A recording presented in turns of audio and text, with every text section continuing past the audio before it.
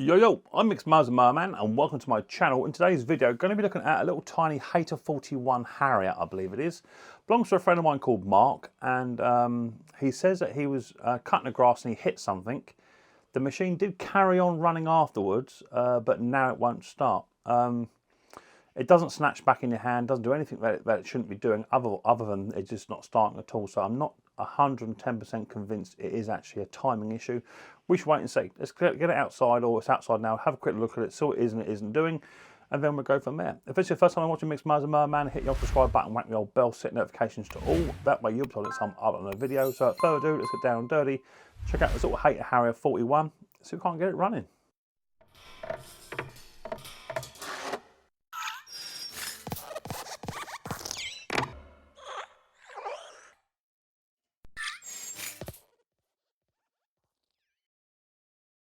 So here it is, little Hayter Harrier 41 with a Briggs & Stratton classic engine on the top. I brought a few bits out with me just in case, try and get it to encourage it to start. But he's saying it's just not starting, so let's have a little look.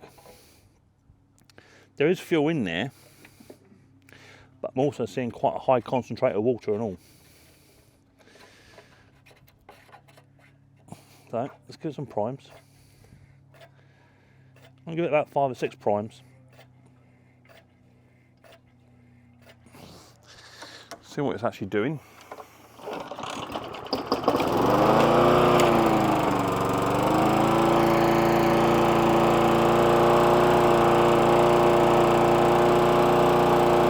Oh.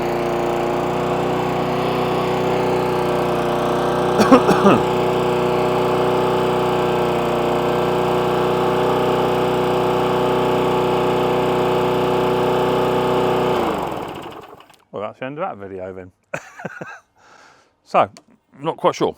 You know, that just goes to prove, you know, my videos are not rigged. He said he couldn't get it to run.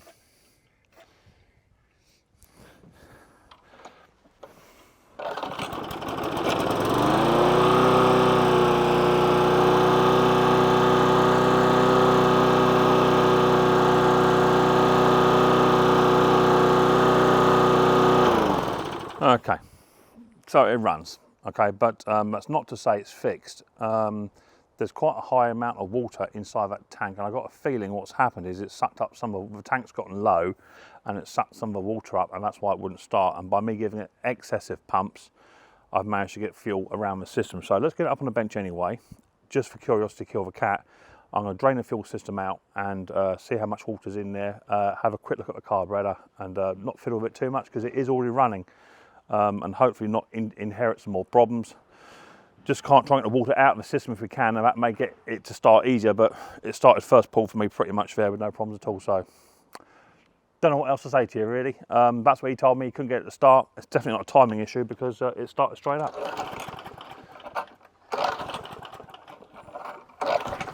Well, now it's not starting. Let's get a few more pumps.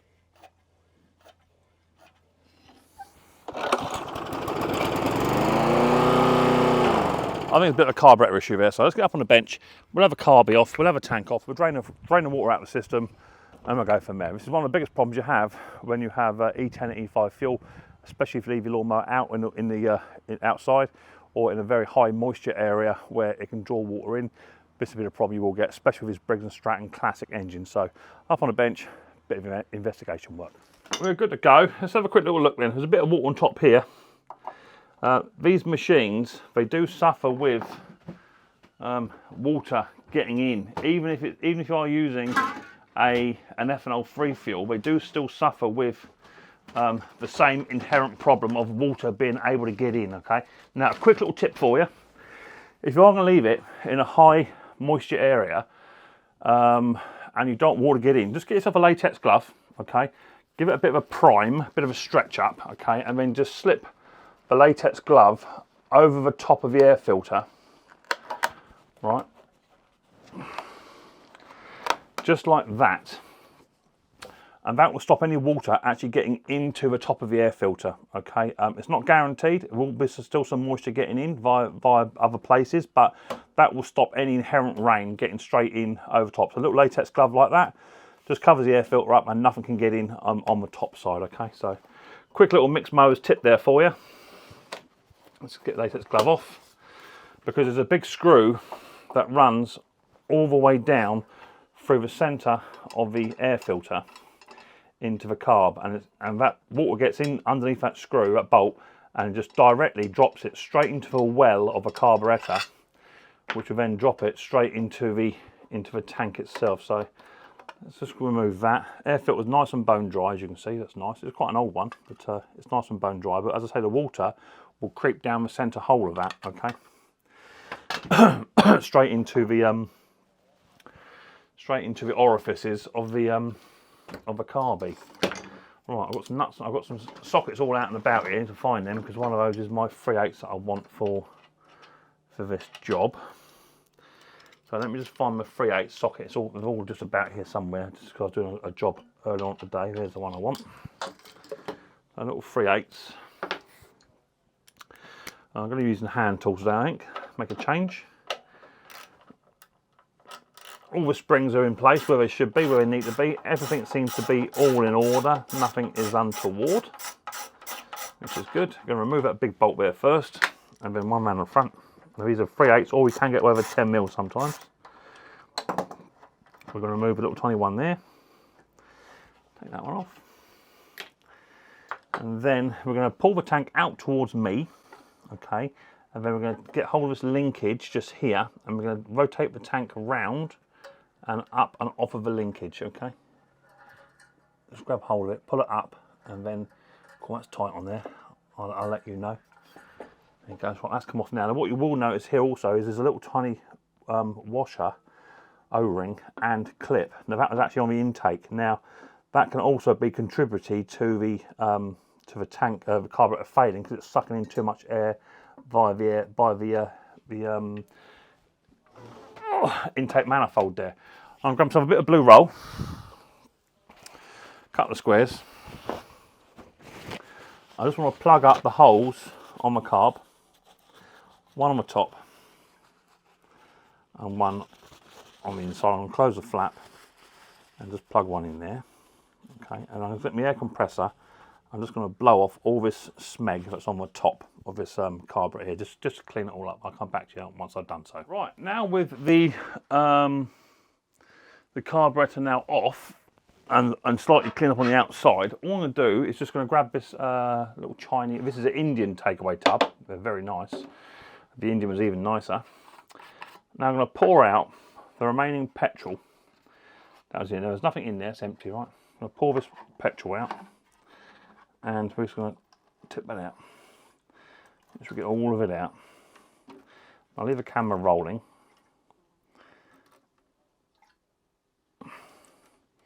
Because I saw some bubbles in there, you see. Now those bubbles will be water. Now, it may not become apparent straight away, but there's definitely some bubblies in there, I see it. Okay. There's still just a little tiny bit in there. I want to get that all out, because an element of that will be water.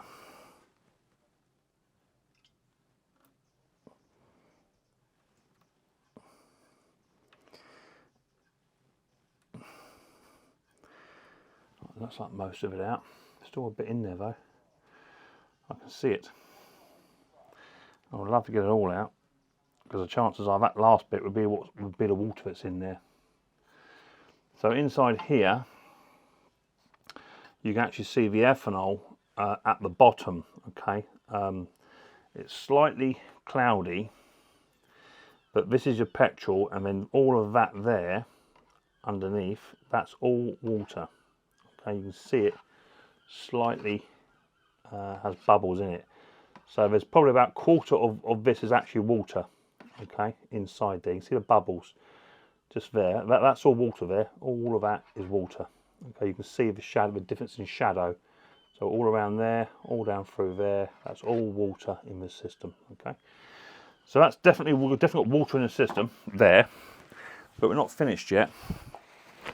I need to get the rest of the fluid out of the petrol tank. So use just some normal blue roll. I'm just going to force that into the tank. Okay, as much as I can get in. I can always fish it out with a pair of forceps later on, so it's not the end of the world. Just force it in there. All right, get a screwdriver, poke it in, and then just run that tank backwards and forwards, just to soak that up. I'm going to leave that in there until towards the end of the video. Just want to now double check the actual carburetor itself. Now, you may say, no point, Mick, let's run and leave it be, but there'd be nothing worse than giving this back to my mate, only to find him, he rings me up tomorrow and says, Mick, that mower, it still won't start. Okay, so just a devil's advocate here, there's a little tiny well that sits, oh, that's in there, a little tiny well that sits at the bottom of the tank, and what generally happens is the let's try and find a flat flip screwdriver. The water sits in the bottom of the well. Because the water sits on the bottom, that's the first thing to get sucked up.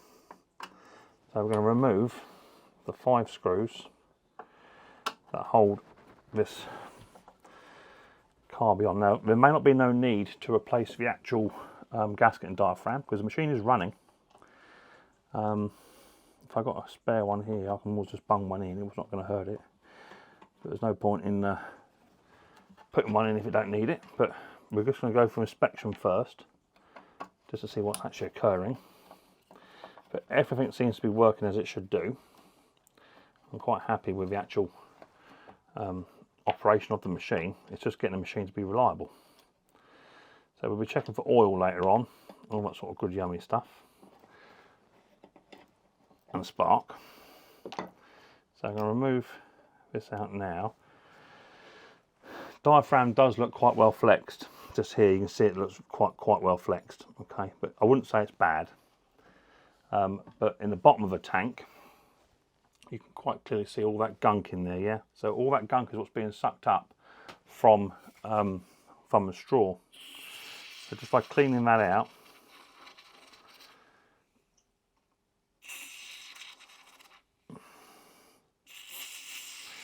will definitely help it, and that will stop anything being sucked up a bit later on when we put the car back on. So that's a bit better. It's still not quite where I want it to be. So what I'm going to do is I'm going to get a little tiny dental pick to scratch away at some of this stuff here, because it's all dirt. Scratch away at it, and I'll come back to you once I've cleaned it more thoroughly. Right, so it would appear I'm actually out of Briggs & Stratton gasket diaphragms, but it's not the end of the world. So this machine is running. I think it was due to water issues inside, which is the actual main reason why it was mucking about in the first place. So a quick little carburetor clean where it's needed, but as I say, this machine is already working and running as it should do. So I'm not overly concerned. And if it's not right, then I shall get some more gaskets and diaphragms before I give it back to my mate. So do not panic, people. Do not panic. Or as the French say, pas de panique.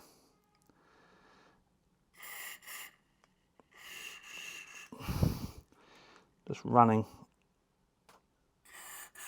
that down through the main jetter, because that gauze does not want to come off.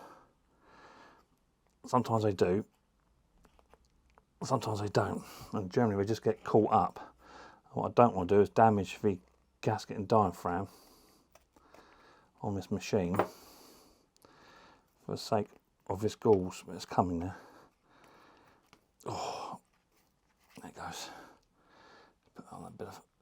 Right, now I can run that down through there, see? That's better. Right. Now these carburetors are so easy to clean, it's not even funny. A little tiny gauze just sits on there, it just stops you sucking up muck from inside the well. Put the carb out of the way, another quick clean in case I've introduced any dirt wise that's in there. So we're happy now. Carb can go back on to where it was. We've got 5 screws to put back into place. I need to order some more genuine Briggs gaskets. I normally only use genuine. I don't normally muck about with like garden hire spares and what have you. I just buy genuine for the cost of them. They're about £4.50 a go. Buy them from Briggs Bits or a reputable Briggs dealer. They come in sealed containers, sealed packets and what have you. I just don't muck about. Just for £5, it's just. I have used the garden hire spare ones. They're okay. I've used some other ones as well. Some Oregon ones. They're okay. But I don't muck about. I just literally just get the genuine ones and it's done. That way, if there's a problem, at least you can say, well, it was a genuine part that I put in there. And away you go. Bob's your uncle, Sally's your aunt, and all that old caper. I don't ever fall foul of using copy ones, you know, the cheap ones you get off of eBay, like 25 gasket and diaphragms for a £5, because you're gonna end up in a world of trouble, because they are just shockingly bad. Ask me how I know. All right, just gonna butt these down now. Okay, now before we go any further, I need to get the tissue out of this tank that I put in there, because that'll have water all soaked up on that. So I'm just going to get a bit of tissue now, because the carburetor has been cleaned. A bit of clean tissue just to put on the top of this carburetor here, so I don't introduce no other dirt. Okay, and I can now fish out this blue roll that I put in there earlier on. Now it will break up and what have you, but that's not a problem. I'll just fish it out with a pair of long nose pliers or whatever, so I'm not overly concerned. Let's grab it and take it out. It'll come out in bits, but you can see that that's all got water and fuel on there, so just take it all out. Take you a couple of seconds. Come out in bits. Let's try and grab hold of a big bit and it'll come out. You can use cotton rags, of course, if you felt that way inclined. But that's all of it come out in one go. And inside that tank now is absolutely crystal clear. Just looking around it, make sure I've got it all out, which I have. We dispose of that correctly in the proper recycling method. Throw it straight in the bin. That's it, it's done. I can now just wipe my hands off. And then we can fill up this tank with fresh fuel, with no water in it, of course. And then we've got to do a couple of tests on it yet to make sure that carburetor is actually airtight. Making sure that it's not leaking out the top of the carb at the side of the car, because we do like to do that on these little tiny classic engines. I need to locate that little tiny rubber clip and seal that we had. That's got to go on. As I say, that might have just been sucking in a little bit too much air. These little O-rings do a job, and they're supposed to go on. So a little tiny O-ring in there, and then the clips on behind it, like so. So we're happy there. Just gonna grab some fuel. I use E5. I don't use E10 if I can help it, but it's getting harder and harder at some stations. A nice bit of E5. I will say with these little tiny engines, they do like to have quite a bit of fuel in them too. They don't like running below quarter, because that little straw's got to suck it up, you see. So just make sure you've got about a good half a tank is more than acceptable for testing and what have you, for running. Don't let your tank run empty. Unless it's towards the end of the season, of course, and you do it on purpose. Quick little clean up there. Right, so now that tank's now sat, I'm going to do a prime test on it now, just to make sure that when I prime it, we're not leaking out the front of this carby. So for that, you want another piece of clean paper. And then just going to roll that up into a little tiny ball. I'm going to I'll close the flap up on the carby, and then sink that inside the carburetor, so that blocks any fuel up when I prime it. Okay. Now it's done. There's a little tiny crease just here. Okay, when you prime this, you don't want no fuel coming out in between this crease. So I'm going to prime it up, and you'll see it immediately. So that's priming. I know it's priming because fuel is shooting across the carb. Okay, and you can see there's no fuel coming out through here. I just tipped it up, so that hasn't helped things. Yeah, no leaks. That's all good. And you can take this out and you'll see that'll actually be wet. Okay, so you know it's actually getting fuel across, but we're getting no excess of fuel down through here. Now, if that is leaking through here, you want a new gasket and diaphragm because your carburetor is probably a little bit warped. Okay, what you can do is if you haven't got a new one, you've got an old gasket, you can put an old gasket on top of the other gasket, so you double gasket it and put a new diaphragm on. Sometimes that just gets rid of a gap. If not, you need a new carburetor. I'm not going to get involved in trying to straighten them out because it's just not worth doing. Okay, now it's done. Back up on top of the engine again. All we're going to be doing is just going to nick down these little tiny screws now, just make sure they are well seated. Don't go too over tight with them because we don't need it because it's not leaking. You've got a little tiny air intake boot to put on. That boot is the widest part goes on here, thinnest part on here. You just need to line these bits up now. I'm going to put our linkage on. It goes on a little tiny hole just on there. There's a little tiny hole just on the collar, on the bigger hole out of a two. Sink that in there first. That's on, and then just line it all up. Line your little rubber boot on. Line him up. Line it on the exhaust manifold there, intake, sorry, and then just slide it all into place. With that done, you can then put in your 2 3/8 bolts. So this is just literally, this isn't even servicing. This is just a little bit of maintenance.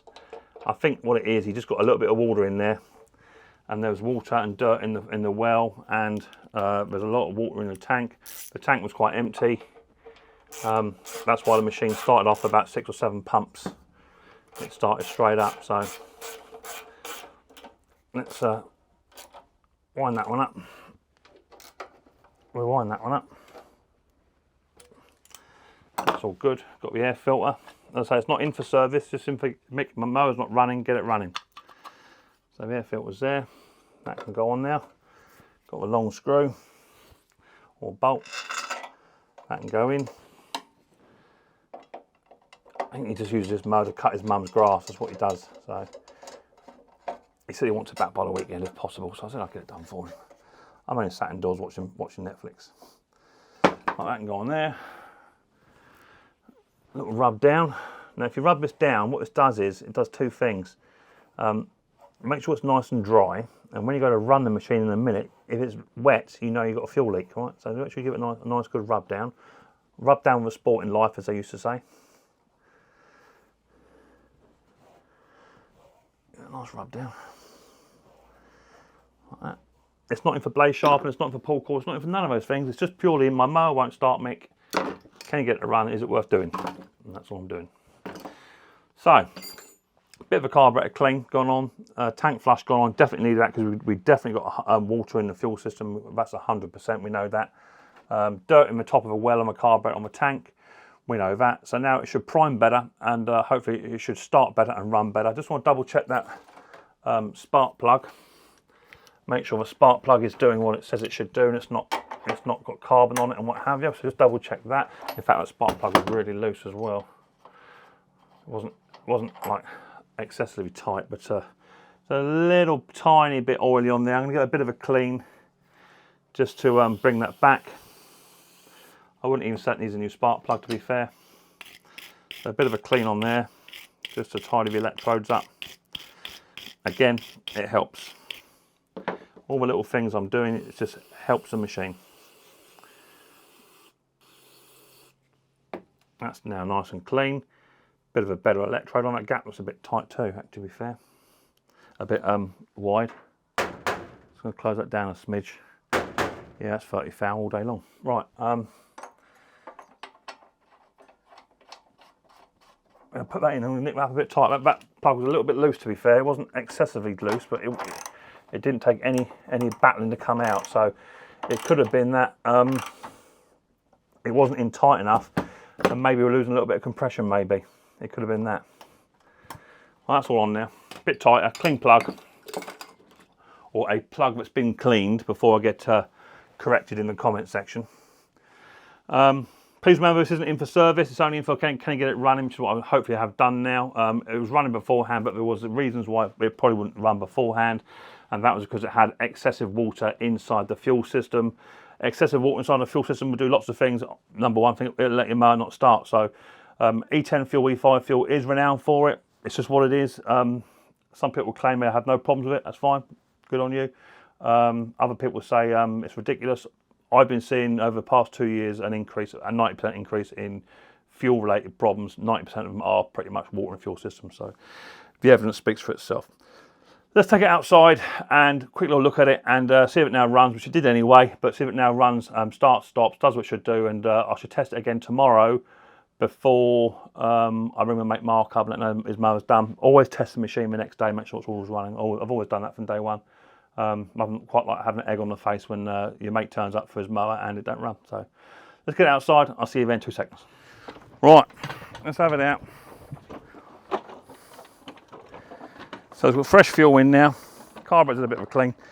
It could do a gasket diaphragm to be fair, but I think it could do with one, but I can't give one because I haven't got one, so that's what it is. I'll order some more up. Not done a lot to it. Tighten the spark plug, clean the carburetor, flush the tank out, clean the well out, all sorts of good stuff. The machine's not been started since I got it out of the shed. Spark plug been tightened up too. O-ring and clip put back on the carby.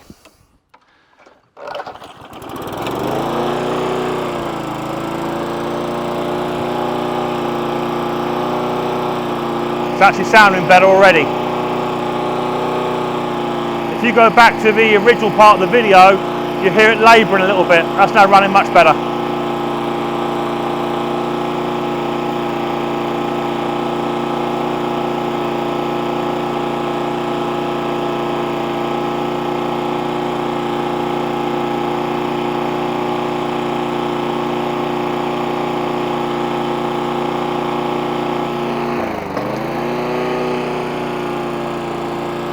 Yeah, sounds better.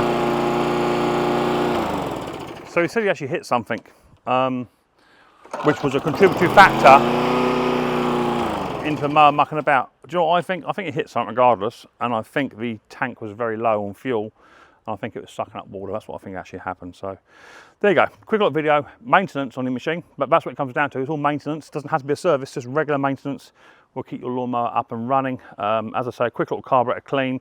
Gasket and diaphragm was replaced in a normal service state, but it's not been replaced here because it's just a quick maintenance one. I don't have a spare either. So no point in changing it, there's nothing wrong with it. Spark plug wanted just a bit of a clean. That's all now been put back in. It's been tightened up, it was a bit loose. And the machine now starts and runs better than what it did beforehand. So what I'm going to do now is I'm going to get my little tiny latex glove out because he's not coming until tomorrow morning. We are due rain. I'm going to get my little tiny latex glove out, bit of a stretch. Always make sure you stretch it before you put it over. I find that. For those of you who don't have to stretch your rubbers before you put it over, there's a reason for that. So just get your latex glove, stick it over top of a box, just like that. It can now be left outside. Now, if you want to be doubly sure, you can get another latex glove, stretch it, and put it over your fuel tank cover or your fuel tank cap, or take your fuel cap off, get your latex glove, put it inside it, and then put your cap back on.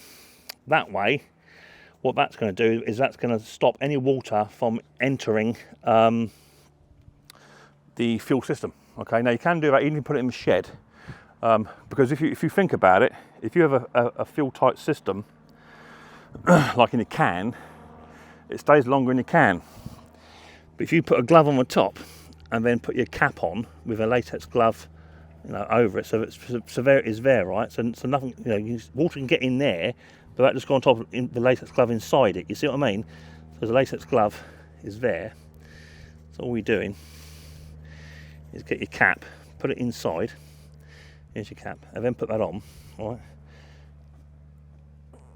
Finger stuck. Put that on, and then your cap can get water in it, but it can't go past that because your glove's underneath it. So there you go. So you can actually keep your fuel tank sort of nice and simple and nice and airtight, and no water will get in them by doing that. So quick little Micks Mowers tip for you there. Always remember, stretch your rubber before you put it on or it's split. Do you know what I mean? So there you go. My mate Mark, I'll give him a message now, let him know he can come and cut his mum's grass with his mower. It all runs as it should do, as it ran before I actually did any work on it, but just want the water taken out of it, that's all it was. So quick and easy. If this is your first time watching Micks Mowers with Mower Man, hit your subscribe button, whack your bell, set notifications to all. That way you'll time to upload another video, and I look forward to you girls and guys next time Micks Mowers very, very soon. But until then, don't forget, much more importantly, take it easy. I'm going to cut my grass, but I'm doing that tomorrow because we've got rain coming tonight. See you later.